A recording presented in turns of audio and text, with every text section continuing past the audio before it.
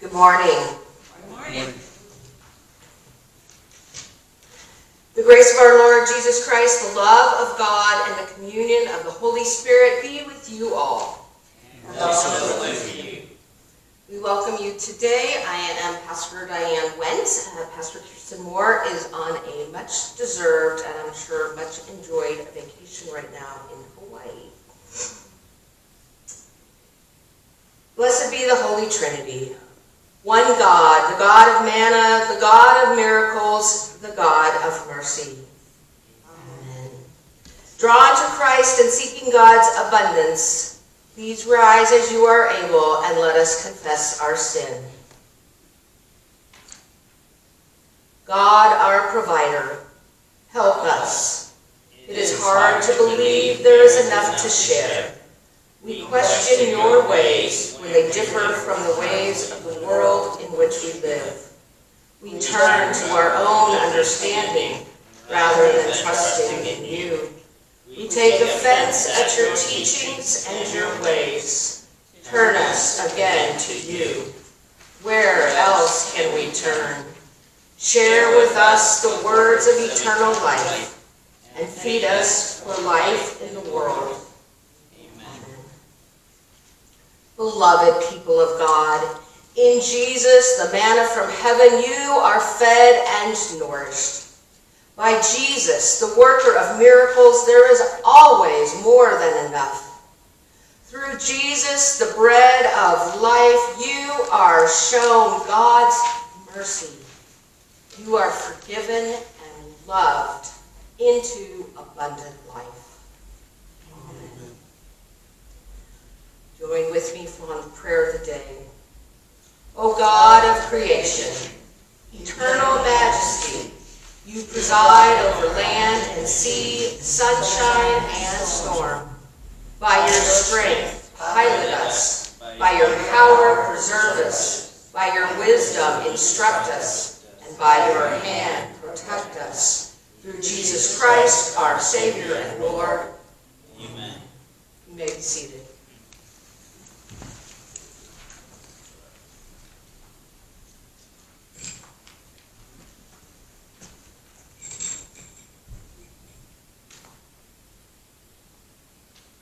Well, good morning. We don't have any children today, but maybe some of you that are going to be watching this later can pass this children's sermon on to the children, because it really is geared to the kids. Today is a special day. It's a day that we honor fathers and sons. It's Father's Day. And so what my sermon, my children's sermon was going to be on is, do we really do that these days? A lot of our children have forgotten what that means. What does it mean to honor your mothers and fathers? One of the commandments. Well, it means to me that you're respectful. And it means to me that even when you get angry, because we all get angry, we don't call our parents names. We don't throw a fit. We don't disrespect them by not listening to what they're saying. Because all of those things are really not honoring them. So today, I want you all to take a step back and think about how you talk to your dads and to your moms, and whether you respect them or not, because that's really important. And if you don't, from this day forward, work a little harder at doing that. Because that's really what it's all about. And they've done so much for you and continue to do so much for you, that the least we can do is honor them. Now, who else is our Father? God is our Father. And we also need to honor them. How do we do that? We pray. Even when we get mad, we don't take his name in vain. We maybe use something else, like, oh, shoot. We're always respectful when we're in the church. And we remember that the church is that. It's a holy place. We don't really need to run in here, although it's okay if you're doing it in a joyful way. We never destroy any of our property. We always respect. So, with that, I'm going to pass out a gift to all the sons and fathers. I'm wishing you all a happy Father's Day, and I'm wishing you a more respectful future.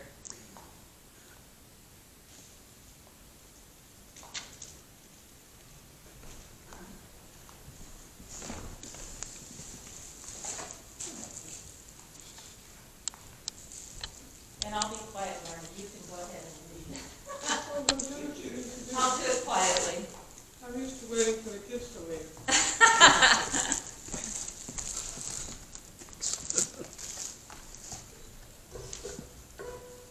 Those look like really good cookies.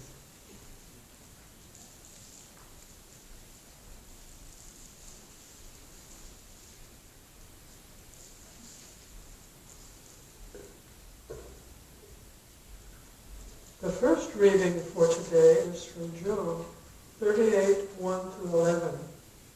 The Lord answered Job out of the whirlwind. Who is this that darkens counsel by words without knowledge? Gird up your loins like a man. I will question you, and you shall declare to me, where were you when I laid the foundation of the earth? Tell me if you have understanding. Who determined its measurements? Surely you know. Or who stretched the line upon it? On what were its bases sunk? Or who laid its cornerstone? When the morning stars sang together, and all the heavenly beings shouted for joy. For who shut out the sea with doors? When it burst out from the womb. When I made the clouds its garment, and thick darkness its swaddling band. And prescribed bounds for it, and set bars and doors, and said, thus far shall you come, and no farther, and here shall your proud ways be stopped. Word of God, word of life. Thanks be to God. The second reading is from 2 Corinthians 6, 1 through 13. As we work together with him, we urge you also not to accept the grace of God in vain. For he says, at an acceptable time I have listened to you, and on a day of salvation I have helped you. See now is the acceptable time. See now is the day of salvation. We're putting no obstacle in anyone's way, so that no fault may be found with our ministry. But as servants of God, we have commended ourselves in every way, through great endurance in afflictions, hardships, calamities, beatings, imprisonments, riots, labor, sleepless nights, hunger, by purity and knowledge, patience, kindness, holiness of spirit, genuine love, truthful speech, and the power of God, with the weapons of righteousness for the right hand and for the left, in honor and dishonor, in ill repute and good repute. We are treated as impostors and yet are true, as unknown and yet are well known, as dying and see we are alive, as making many rich, as having nothing and yet possessing everything. We have spoken frankly to you, Corinthians. Our heart is wide open to you. There is no restriction in our afflictions, but only in yours. In return, I speak as to children. Open wide your hearts also. Word of God, word of life. Thanks be to God. The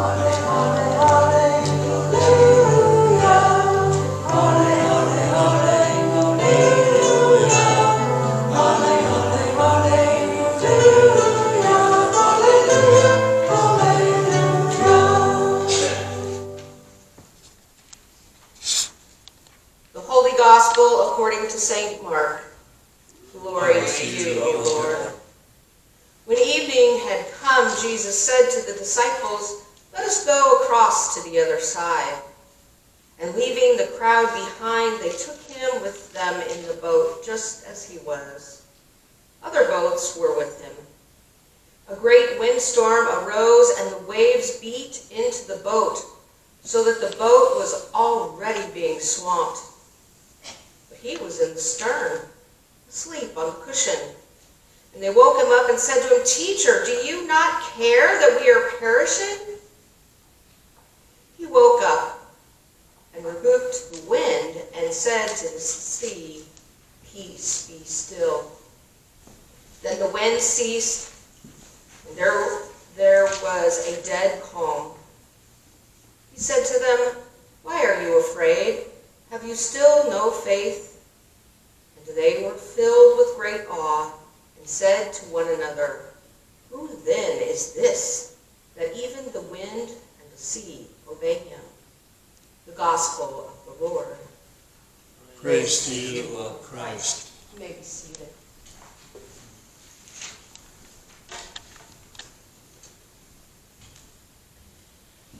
Jesus needed a nap. Tells the disciples to follow him in the boat, but just as Jesus settles in, here comes a storm. "Jesus, save us! Don't you care about us?" Some read Jesus' tone in response as annoyed or frustrated with the disciples. But what if instead it was and is compassionate? "Why are you afraid? Have you still no faith?" And he calms the storm, and they are in awe. Who is this? What is the greatest natural disaster you have lived through? For me, I'd start with the Silmar quake down in Southern California in 1972, plus multiple other quakes, like when I was in seminary in 2014 in Berkeley, and we definitely felt that Napa quake. I've had to evacuate 3 times in my life for wildfires in LA and San Diego, and sheltered in place for Hurricane Alicia in Houston in 1983. Of course, we've all just come through the COVID-19 storm or pandemic. Did we call out, "Jesus, save us," like the disciples? Or, "God, where are you," like Job and the psalmist? How about Paul and his fellow workers and all they went through? Afflictions, hardships, calamities, beatings, imprisonments, riots, labor, sleepless nights, and hunger. All the praying in the world couldn't stop those events from happening. What about other kinds of storms in our lives? Unwanted, unexpected medical diagnoses, loss of employment, death of a dear friend or family member, divorce, arrest, abuse, harassment. Again, no amount of praying could stop these from happening. But I also don't believe in a God that makes these things happen to test us. I don't believe Jesus took the disciples out in the boat to test their faith. Some things just happen, or they are a result of choices we make, or bad choices others make. There are other kinds of storms that have led to horrific tragedies, like racism leading to slavery and the Holocaust. Even in the name of religion or God and government, it has led to colonization and genocide. Sexism has led to the mistreatment and devaluation of women for years. This is not God's desire for God's people. We just can't settle for the way we've always done it. Many of the ways we've always done it are harmful, hurtful, not Christ-like or God-desired, and just plain wrong. No one said it would be easy. That's where the Holy Spirit comes in. I believe in a God that is always with us, and the same God can take a tragedy and make something beautiful of it. Then we can pray to God in gratitude and thanksgiving. If we let God do God's work, the advocate, the encourager, the Holy Spirit sent to us will help us every day to open our hearts and minds to learn how to do better, how to love our neighbor. Remember the cartoon of an angel on one shoulder and the devil on the other? I think too often, though, we use that image to determine whether the acts of others are good. But that's our conscience, not our judger. Even though God didn't stop the pandemic, despite I'm quite sure that many people prayed for that, nor did God stop the severe illness and long-term effects and deaths. That is not evidence that there is no God or that God doesn't care. Rather, God is with us in all of these difficult times, just as God is with us in the joyful times. And the even greater promise we have is that one day we will join God in heaven for eternal life, where there will be no more storms. Every tear wiped away, everything is made perfect in heaven. And we will be united as God desires for all God's people. What I pray for as we come out of the pandemic is that perhaps we were reminded of some simpler times, and rather than rush back to normal, we slow down a bit. Continue to talk on the phone or Zoom or send cards and letters to one another. Greet people and give them a big smile now that masks are not always required. Or I think we've learned to smile with our eyes. Living alone during this time was really hard for persons like me. I had much longer conversations with the clerk at the grocery store than before, and maybe I'll continue that practice. I think it's also good that we realize we don't have to come to the church building to find and worship God. God is in our homes and in parking lots, wherever people gather, either in person or online or in line. As we are reminded every Pentecost, which was the last time I was here, the Holy Spirit shows up and keeps on showing up. And God created us all equally. God loves us all equally. God desires for each of us, all over the world, to be treated with dignity and respect, with access to adequate resources like water, food, and shelter. Jesus came not only to save the world, but to destroy any semblance of hierarchy or patriarchy.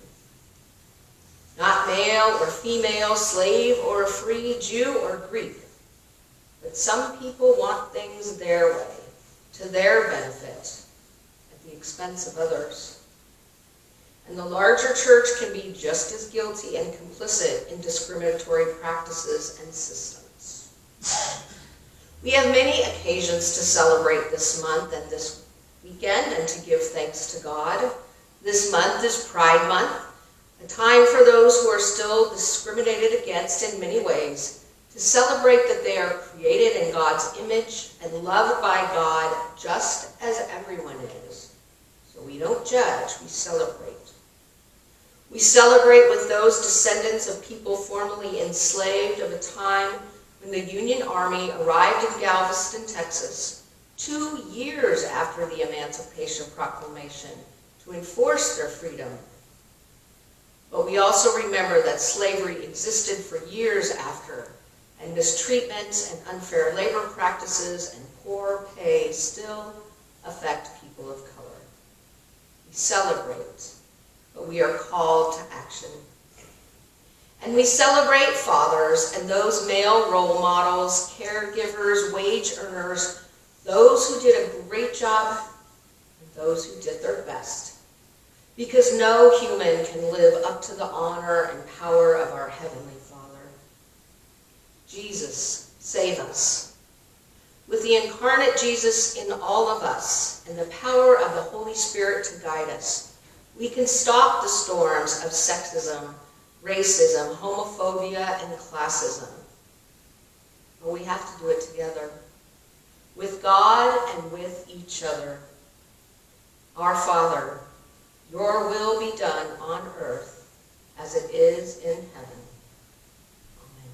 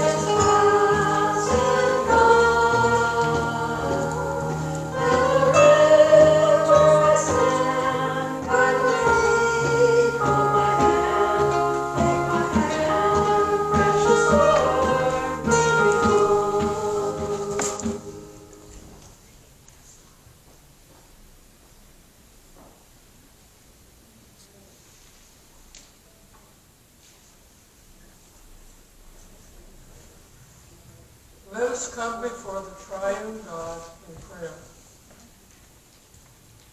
Holy God, you gather your people from east and west, north and south. We pray for the mission of the church throughout the world, that your steadfast love may be made known to all people. Lord, in your mercy, Hear our prayer. you laid the foundations of the earth, and the waters are the womb of creation. The morning stars sing your name, and all creation shouts for joy.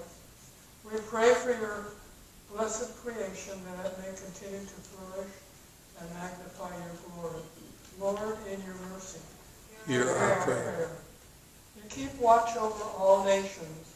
We pray for our countries experiencing violence, hunger, and unrest.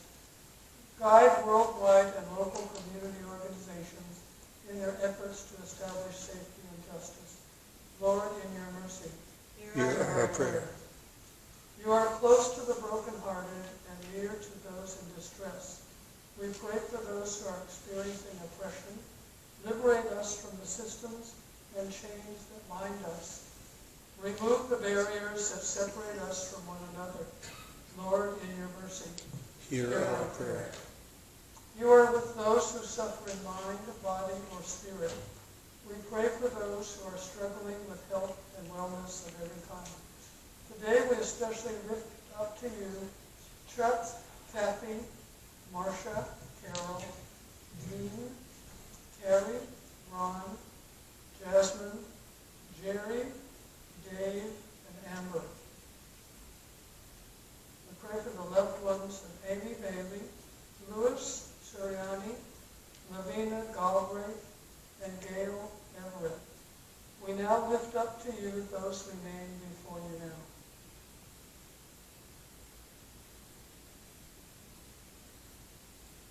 Lord, in your mercy, hear our prayer.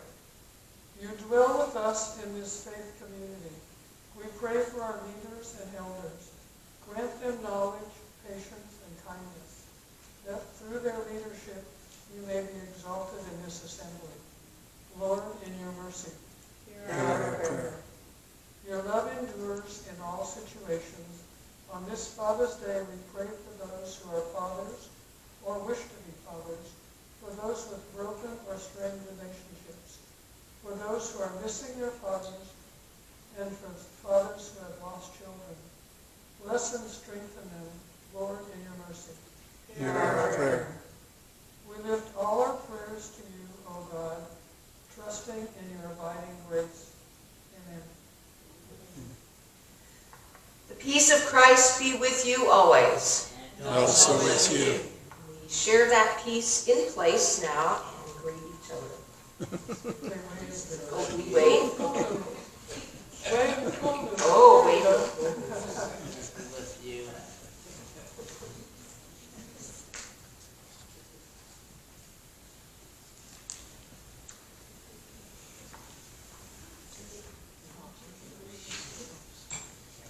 We invite you at this time to bring up your offering.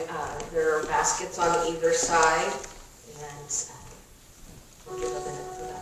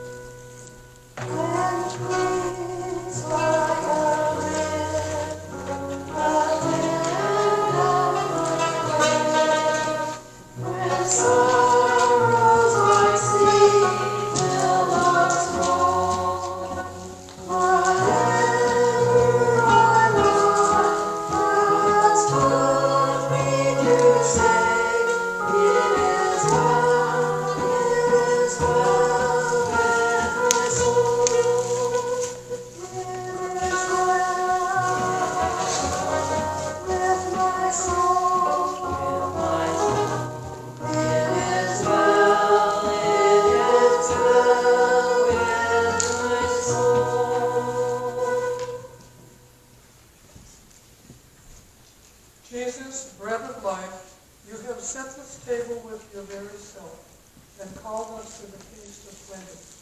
Gather what has been sown among us and strengthen us in this meal. Make us to be what we receive here, body for the life of the world. Amen. Please rise as you are able. The Lord be with you. And also with you. Lift up your hearts. We lift them to the Lord. Let us give thanks to our God Most High. Thanks and praise. It is indeed right, our duty and our joy, that we should at all times and in all places give thanks and praise to you, Almighty and merciful God, for the glorious resurrection of our Savior Jesus Christ, the true Paschal Lamb, who gave himself to take away our sin, who in dying has destroyed death, and his rising has brought us to eternal life. And so with the choirs of angels, with the church on earth and the hosts of heaven, we praise your name and join their unending hymn. Holy God, our Maker, Redeemer, and Healer, in the harmonious world of your creation, the plants and the animals, the seas and stars were whole and well in your praise. When sin had scarred the world, you sent your Son to heal our ills and to form us again into one. In the night in which he was betrayed, our Lord Jesus took bread, gave thanks, and broke it. He gave it to his disciples, saying, "Take and eat. This is my body given for you. Do this for the remembrance of me."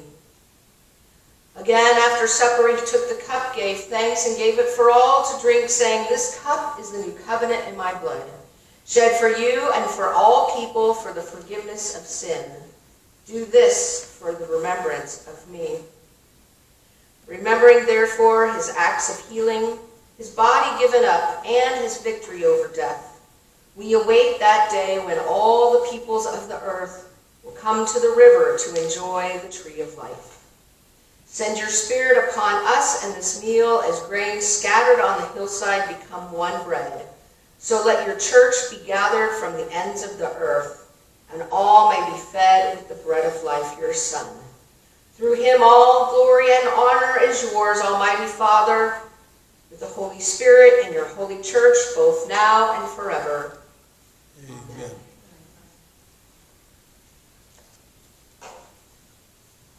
Christ has set the table with more than enough for all. Come. And let us pray in the way Jesus taught us. Our Father in heaven, hallowed be your name. Your kingdom come, your will be done, on earth as in heaven.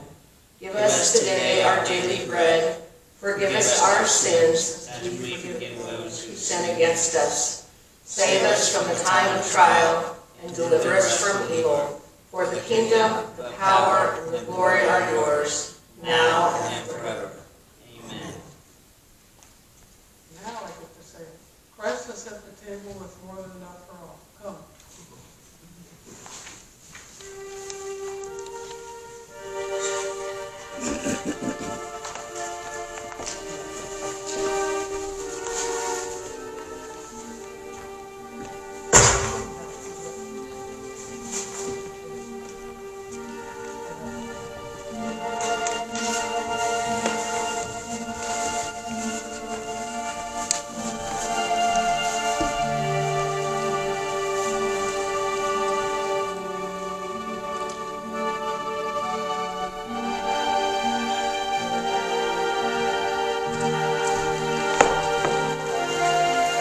Body of Christ given for you. This is the body of Christ given for you. The body of Christ given for you.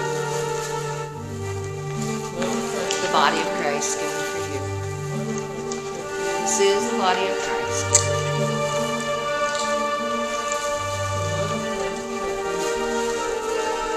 The body of Christ given for you. This is the body of Christ given for you. The body of Christ given for you. Blood of Christ shed for you. The body of Christ given for you.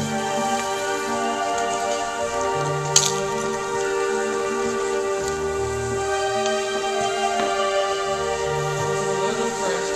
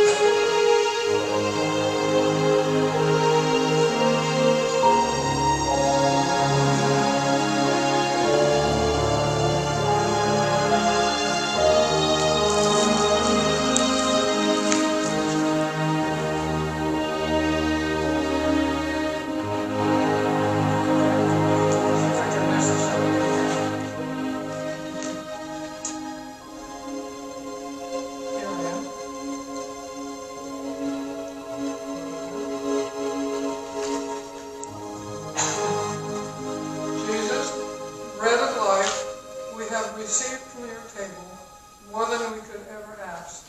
As you have nourished us in this meal, now strengthen us to love the world with your own life. In your name we pray. Amen. Amen. Looks like there's only one announcement, and that is that Bible study will be this Tuesday in the fellowship room. Do we have a time? I have another announcement. Okay. 7 o'clock. 7 o'clock, and there's another announcement. Yeah, we have our community meal this coming Saturday from 5 to 7, and we'll be setting up at 3:30. So if anybody wants to come and help set up, we'd appreciate it. Thank you. Receive this blessing. You may rise as you feel it. The blessing of God, who provides for us, feeds us, and journeys with us, be upon you now and forever. Amen. Amen.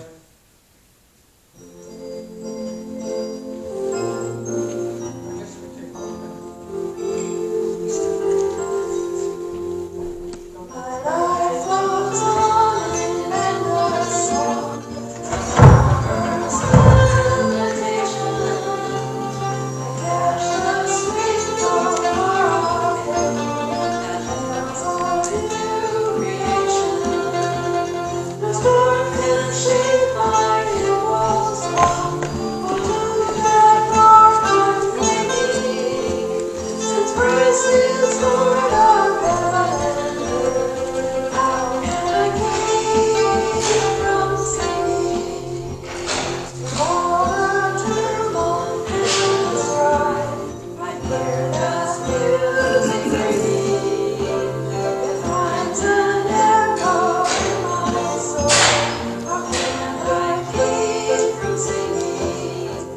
No storm can shake my inmost calm. Onto that rock I'm clinging, since Christ is Lord of heaven and earth. How can I keep from singing? Above my joys and comforts, God, for my Savior liveth. Above the darkness gathered round, saw him the light he giveth. No storm can shake my inmost calm, onto that rock I'm clinging, since Christ is Lord of heaven and earth. How can I keep from singing? The peace of Christ makes fresh my heart, a fountain ever springing. All things are mine since I am His. How can I keep from singing? No storm can shake my inmost calm, onto that rock I'm clinging, since Christ is Lord of heaven and earth. How can I keep from singing? Go in peace. You are the body of Christ. Thanks Thanks be be to to God. God.